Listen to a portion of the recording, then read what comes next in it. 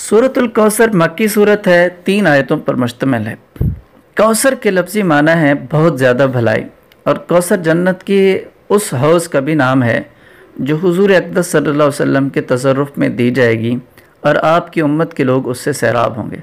हदीस में है कि उस हौज़ पर रखे हुए बर्तन इतने ज़्यादा होंगे जैसे आसमान के सितारे। यहाँ ये लफ्ज़ अगर बहुत ज़्यादा भलाई के माना में लिया जाए तो उस भलाई में हौज़ कौसर भी दाखिल है।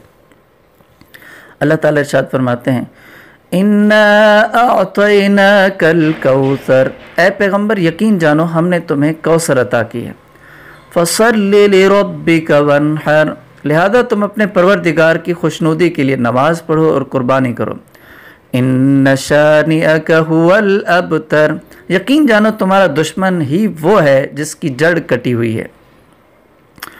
कुरान करीम में असल लफ्ज़ अबतर है, इसके लफ्ज़ी माना है जिसकी जड़ कटी हुई हो, और अरब के लोग उस शख्स को अबतर कहते थे जिसकी नस्ल आगे न चले, यानी जिसकी कोई नरीना औलाद न हो।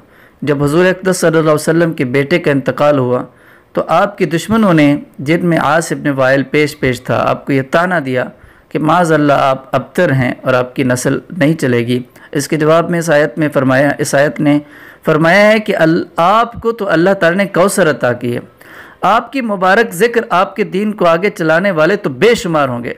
अबतर तो आपका दुश्मन होगा जिसका मरने के बाद भी नामो निशान नहीं रहेगा।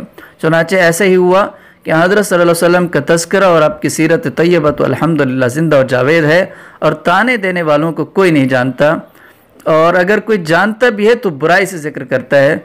और इसी तरह आज के दौर में भी जो लोग रसूलुल्लाह सल्लल्लाहु अलैहि वसल्लम की शान में गुस्ताखी कर रहे हैं उनका अंजाम यही अबतर है, और वही नेस्त नाबूद होंगे, वही ख़त्म होंगे। अल्लाह ताला के रसूल सल्लल्लाहु अलैहि वसल्लम का तज़किरा हमेशा ज़िंदा रहेगा, और हमेशा उसके जो पैरोकार हैं वो उनकी हिदायत पर, उनकी सीरत तय्यबा पर चलते रहेंगे। व अक़ूलु क़ौली हाज़ा अस्तग़फ़िरुल्लाह ली व लकुम व लिसाइरिल मुस्लिमीन।